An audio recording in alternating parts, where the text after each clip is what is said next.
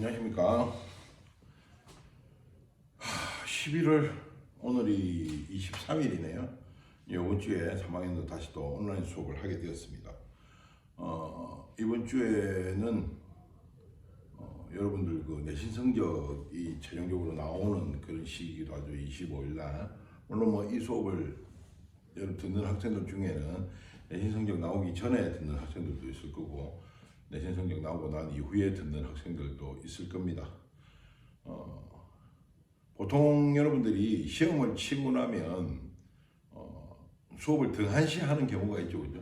뭐 성적 다 나왔는데 무슨 수업이냐, 뭐 이런 생각들을 많이 합니다. 그래가지고 이제 수업을 등한시하는 경우가 있고, 특히 역사 같은 과목에서는 그 정도가 좀 심한 게 나타나죠. 우리가 오늘부터 할 요 산업혁명과 자본주의 발전 요 단계는 세계사 분야에서 산업혁명 그리고 시민혁명이 일어나는 시기와 어떻게 해서 일어나게 됐는지 뭐 그런 것들을 주로 다루게 됩니다.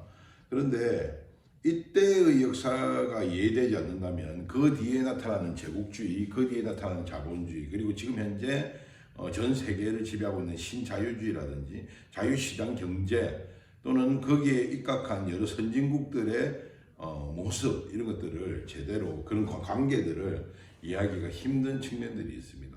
그래서 막연하게 피상적으로 저 나라는 선진국이구나, 저 나라는 후진국이구나, 이런 식으로만 이해하게 되죠.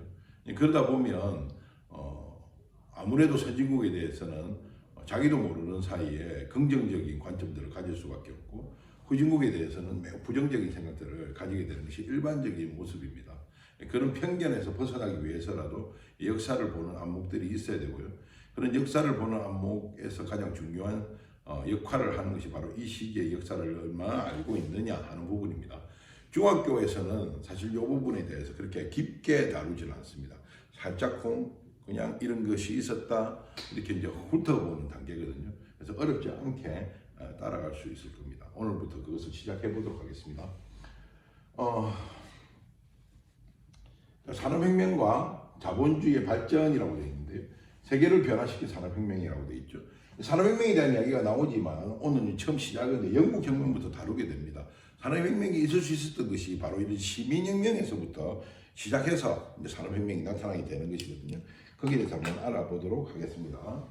자, 먼저 17세기에 영국에서는 17세기에 영국에서는 청교도 혁명과 명예혁명이 일어납니다.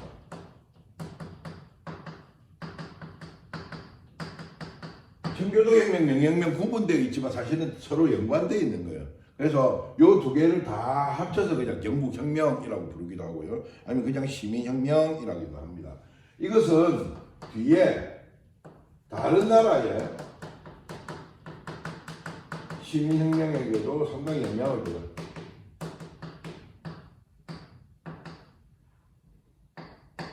영국에서 일어난 혁명이긴 하지만 다른 나라의 시민혁명에도 영향을 많이 줍니다. 특히 유럽이나 미국 혁명 이런 데 영향을 많이 주게 되죠. 자, 그러면 혁명이란 뭐냐? 혁명이라는 용어들을 우리가 역사에서 한 번씩 다루게 되는데요.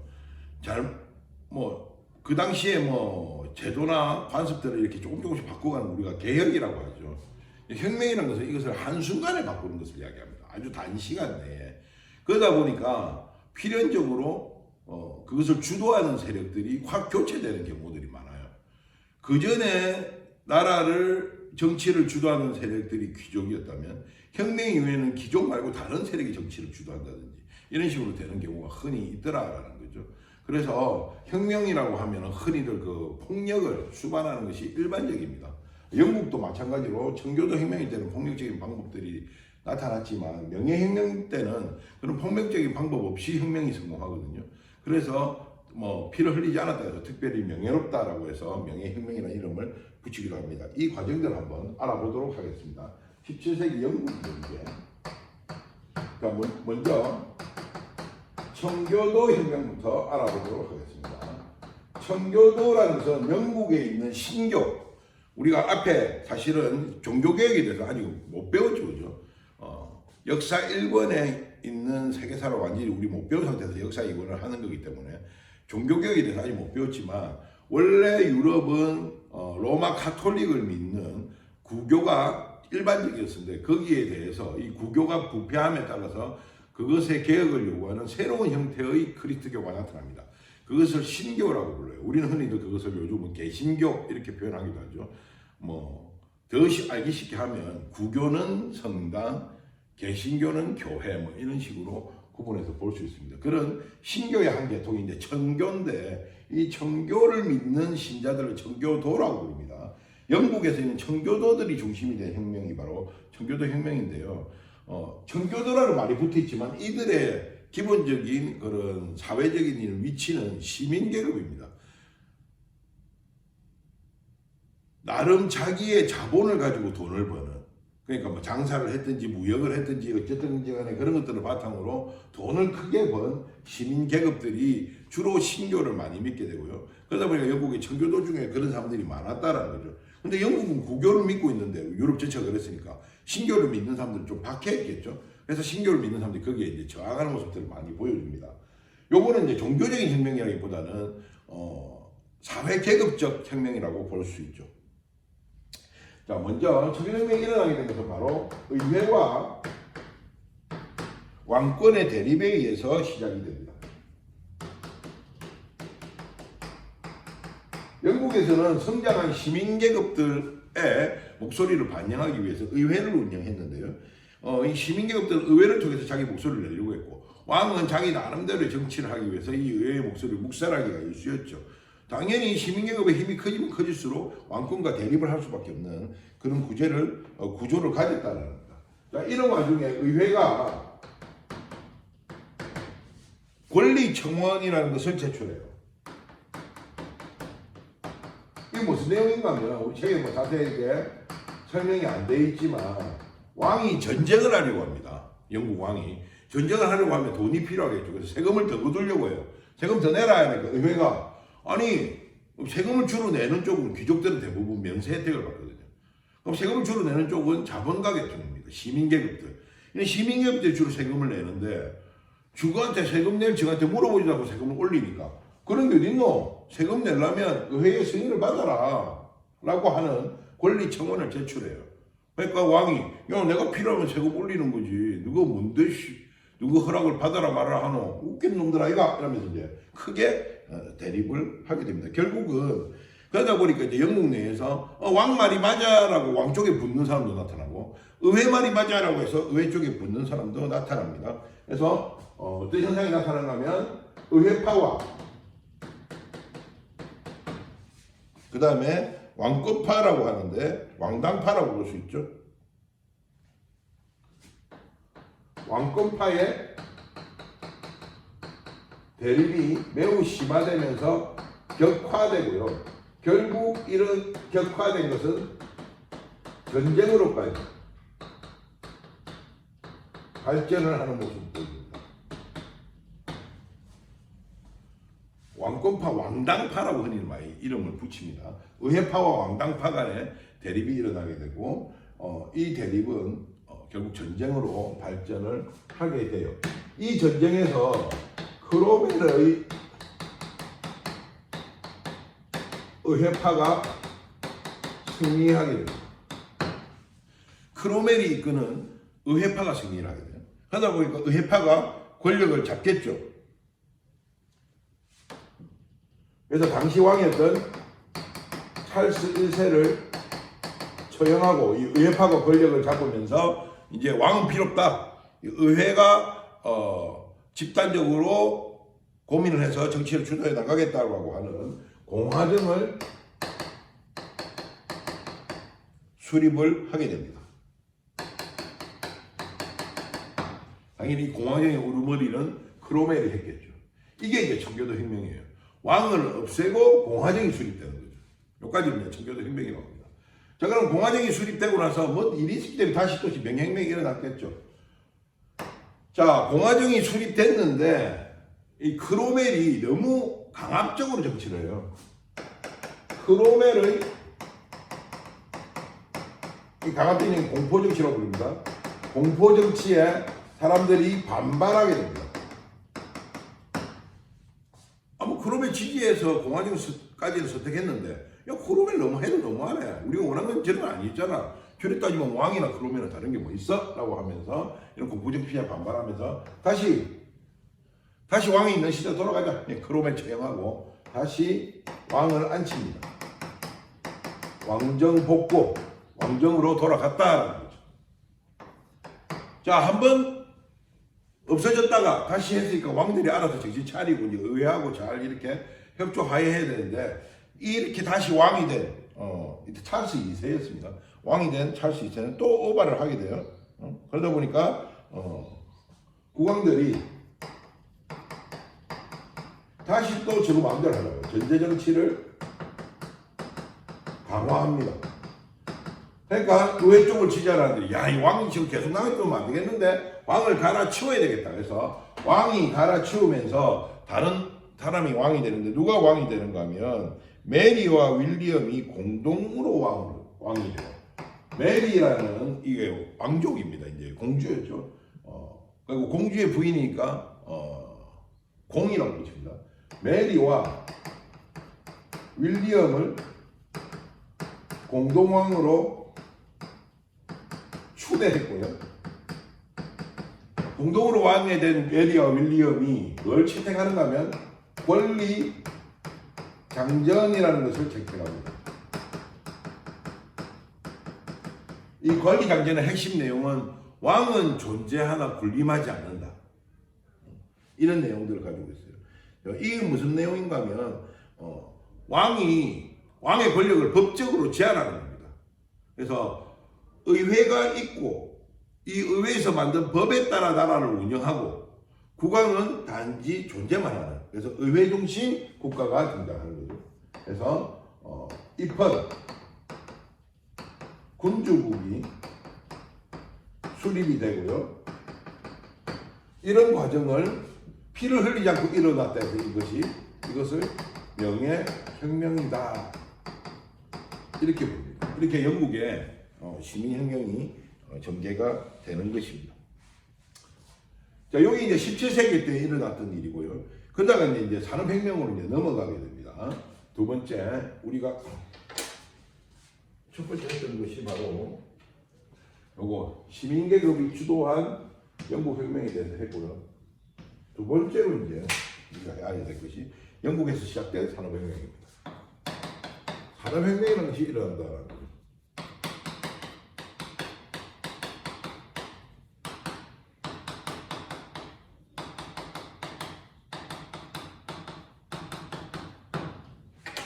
다른 제목이니까 노란색으로 한번 표시해 볼게요.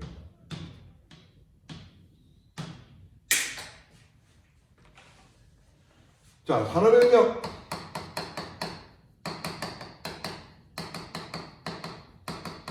전 세계에서 최초로 산업혁명이 언제 나타나는가 하면 18세기 후반 영국에서 시작됩니다.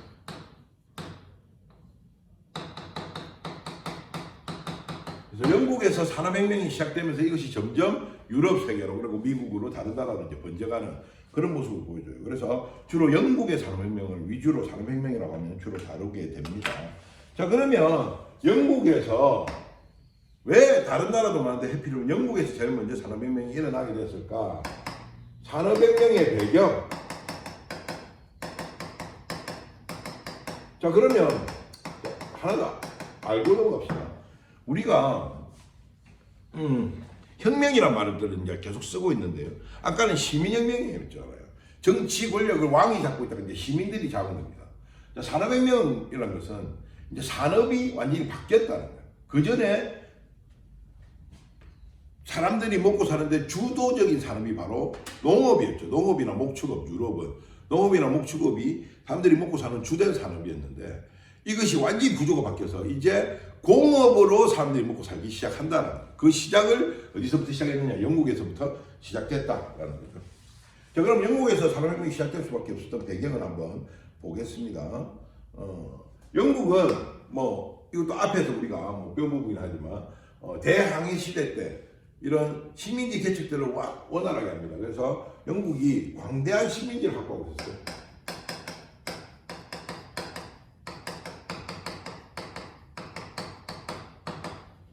식민지를 확보하고 있다는 것은 어떤 점에서 유리한가 하면 아주 값싸게 원료를 수입할 수 있고 그렇게 해서 생산된 제품을 또 비싸게 팔아먹을 수 있는 그런 상품 시장을 확보하고 있었다는 것들을 의미합니다.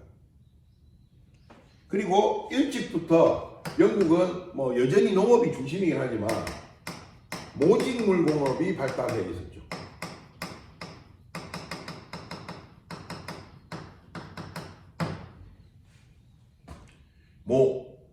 뭐라고 하면 털이죠, 털. 하면 털로 만든 옷감입니다. 그래서 양털로 주로 만든 옷감, 이걸 모직물이라고 부르죠. 이 공업이 애초부터 발달해 있어서 이 두 개 때문에 영국은 애초에 돈이 많았어요. 많은 자본을 축적하고 있었다. 돈이 많이 좀 있었다라는 거죠. 그러니까 이 돈을 바탕으로 여러 가지들을 실험하고 도입할 수 있었던 겁니다. 개발하고요. 자, 그리고 또 영국은 뭐 지금은 영국이 지하자원이 풍부한 나라가 아닙니다만 이 당시 때만 해도 지하자원이 상당히 풍부해요. 산업혁명에 꼭 필요한 지하자원이 석탄과 철이었거든요. 이런 석탄과 철이 상당히 풍부해요. 지금은 영국은 이런 광업이 상당히 발달한 나라였다가 지금은 거의 이제 제조업들이 영국이 줄어들면서 이 광업 시장들이 훅 줄었긴 하지만 이때까지만 해도 지하자원이 상당히 풍부한 나라가 영국이었다는 거죠. 그리고 다른 나라는 여전히 이제 시민계급과 왕권 귀족 사이에 여러 다툼들이 있는 반면에 영국은 벌써 17세기에 벌써 시민혁명 성공했죠. 이 앞에서 보듯이. 그래서 정치적으로 다른 나라에 비해서 상당히 안정돼 있습니다. 영국이 정치적으로 안정될 때 다른 나라는 이제서야 혁명한다고 뒤지고 뽑고 싸우고 막 이렇게 하는 거죠. 그래서 이것 때문에 시민계급이 이제 승리했으니까 경제활동에 자유가 보장된다. 경제활동의 자유가 보장된다는 말은 뭔가 하면 내가 돈을 벌고 싶으면 마음껏 벌 수 있다는 거예요. 누구한테 돈 뜯기는 거 없이. 옛날에 왕은 야, 니 그거 하지마 하면 못했고요. 야, 니 그거 버는 건 뭐 내가 갖고 와. 뭐 아니면 뭐 세금으로 더 얼마 내? 이런 거 막 많이 뺏겼는데 이제는 주거가 법을 만들어서 세금도 법에 따라서 내고 하니까 뭐 얼마든지 돈을 많이 벌 수 있었던 것이죠. 그래서 이 경제활동의 자유가 보장되어 있었습니다. 또한 영국에는 이때 인클로저 운동이라는 게 나타나요. 땅을 갖고 있는 지주들이 옛날에는 주로 이제 장원이 운영되죠. 그러니까 영주가 자기 장원 안에 농노들을 데리고 그 농노들이 경작을 해서 이제 먹고 살았는데 점점 땅이 이제 비옥해지고 농업 기술이 발달하면서 이제 장원의 체제로 굳이 운영할 필요가 없게 됩니다. 그냥 농사 막 지을 수 있게 돼요. 그리고 이런 모직물 공업이나 이런 것들이 발달하면서 양의 필요성이 늘어나요. 양을 많이 키우는 게 훨씬 더 돈이 됩니다. 내가 장원을 운영하는 것보다 내 땅에다가 양을 키우는 게 더 돈이 되겠다 싶어서 울타리를 치고 양을 키우기 시작해요. 울타리를 친다, 이 인클로저라는 뜻이거든요. 울타리를 치고 양을 키우기 시작해요. 그러면 그 안에 농사 짓던 농노들은, 소작농들은 어찌 되느냐? 나가라! 꺼지라! 이렇게 되는 거죠. 그뿐만 아니라 또 이런 현상도 나타나지만 또 다른 어떤 현상도 있는가 하면,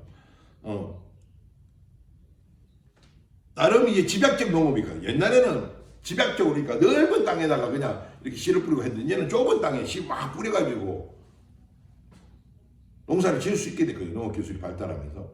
그러다 보니까 많은 사람들이 농사에 필요 없는 거예요. 이 좁은 땅 안에서도 훨씬 더 많은 소출을 낼 수 있으니까. 그러다 보니까 양들이 못 들어오게 또 이렇게 딱 자기 땅에다가 울타리 딱 쳐요. 뭐 이런 식이 되면서 역시 또 많은 사람들이 소작농도 못 얻은 사람. 그러니까 농노에서 소작농이 되고 소작농이 됐다가 또 잘리는 사람. 이런 사람들이 많아지게 됩니다. 이런 사람들 다 어디로 가느냐. 그 농민들이 다 몰락하면서 몰락 농민들이 먹고 살려면 도시로 가야 되겠죠. 그나마 일자리가 있는 대도시로 이주합니다. 이런 현상 때문에 노동력이 풍부합니다. 공장에서 일할 수 있는 노동력, 아주 값싼 노동력이 많아지게 됩니다. 일하는 사람들이 막 많다 보니까 월급을 작게 줘도 막 일하는 사람들이 엄청 많은 거죠. 이게 이제 영국에서 산업혁명이 일어날 수 있었던 그 배경이라고 볼 수 있습니다. 기계 공업의 발달과 과정도 볼게요. 이거 좀 지워야 되겠습니다.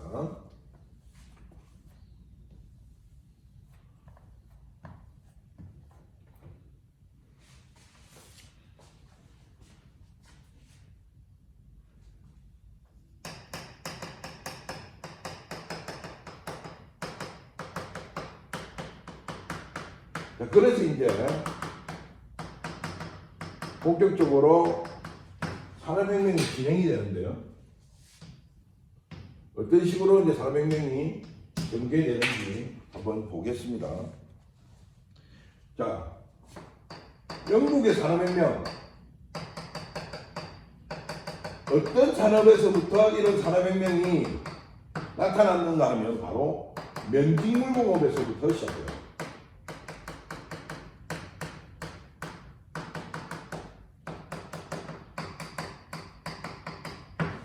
학생 여러분들이 제일 많이 헷갈리는 것 중에 하나가 뭔가 하면 영국이 산업혁명이 일어나게 된 배경 속에 모직물 공업이 발달했다라는 게 있잖아요. 그러다 보니까 이거하고 헷갈려요.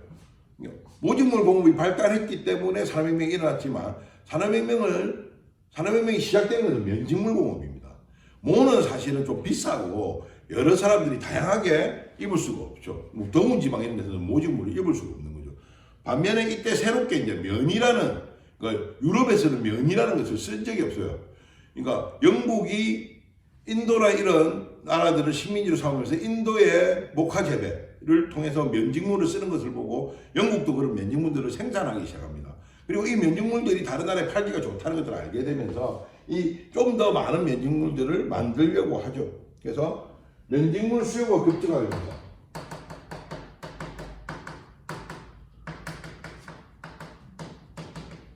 당연히 많이 만들면 많이 만들수록 이득이 더 많이 남는 겁니다. 그래서 이걸 좀 많이 만들어야지 라고 생각합니다.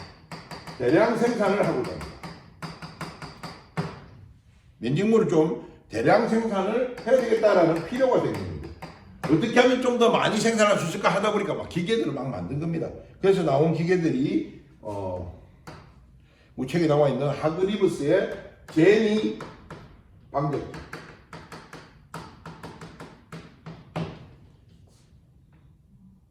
그리고 뮬 방정기, 크롬프턴의 뮬 방정기, 이런 것들이 발명이 됩니다. 방적기와 방직기가 있어요. 방적기는 뭔가 하면 실을 짜는 겁니다. 실을 만들어내는 거. 면화를 꼬아야 실이 되죠. 그리고 실들을 빨리 만들어내야 이 실을 짜서 배를 만드는 거죠. 그러니까 옷감을 만드는 거죠. 그러다 보니까 이런 실을 짜는 기계, 빠르게 실을, 예전에는 일일이 손으로 돌려서 손으로 꼬아서 이렇게 해서 실을 만들었는데 이런 실을 빨리 짜는 기계를 만들게 됩니다. 자, 이런 것들이 되면서 이제 그 전에 면직물은 간의 수공업, 집에서 그냥 손으로 하는 간의 수공업 단계에서 이제 기계로 이제 대량으로 생산하는 공장제, 기계공업으로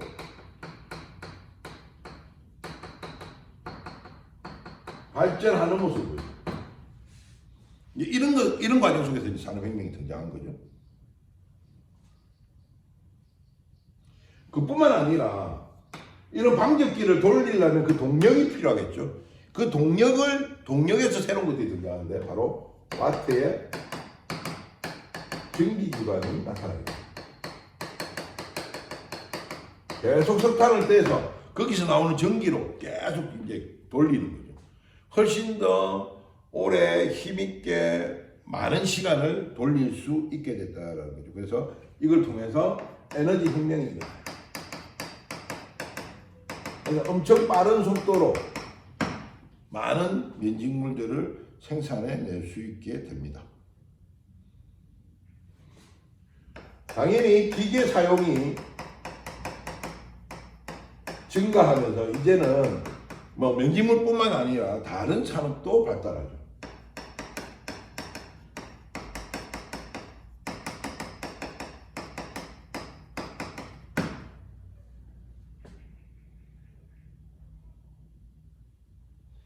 그리고 제철 산업이 뭐 기계를 만들어야 되니까 철이 있어야 되죠. 주요 산업으로 성장했고요.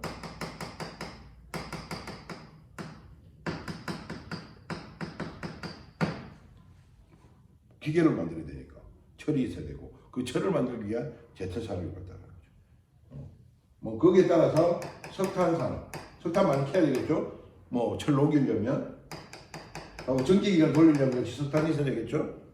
그다음에 금속공업, 뭐 철 이외에 또 다른 기계들도 이제 만들어야 되니까 금속공업도 역시 아울러서 발달하게 됩니다.